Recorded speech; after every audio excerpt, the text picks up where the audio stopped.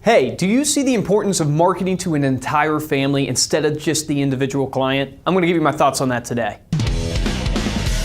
All right, so if you're in marketing, sales, a business owner, probably 100% of the time your focus has been on marketing and connecting to the decision maker of the transaction. So maybe you're a financial advisor and your whole focus has been on the person who you're managing the money for.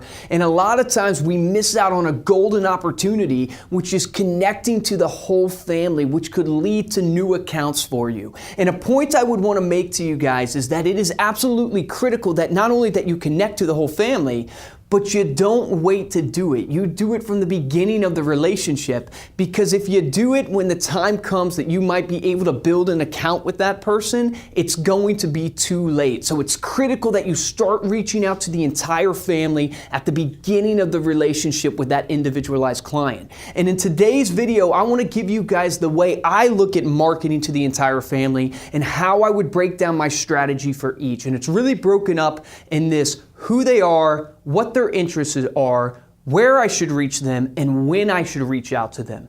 So walking through that, if my dad's financial advisor wanted to connect with me, because what happens when my dad passes away, most likely his money's going to come to me, so the financial advisor would want to keep that account and keep the relationship with me. So he needs to understand, who am I? Who am I to my dad? Who am I? What does it mean for his finances? What does it mean for the account? He also needs to understand, what are my likes and interests? What are my pain points? What do I want to hear specifically from him that would interest me?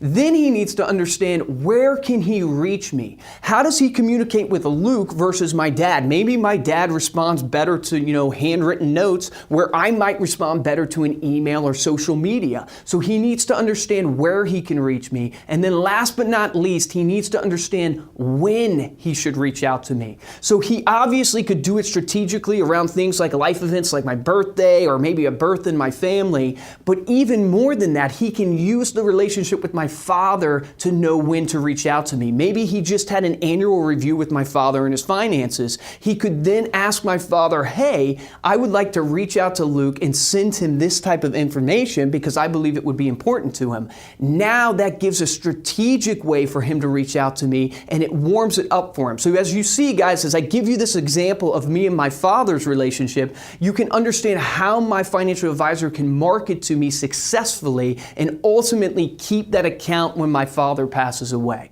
So there you have it, guys. When you look at connecting and marketing with the entire family, you want to look at, who are they? What are their likes and interests? Where can you communicate them with? And when can you communicate with them? If you like these tips, subscribe to our YouTube channel, comment below, let me know how you end up marketing to the entire family and not just your individualized client.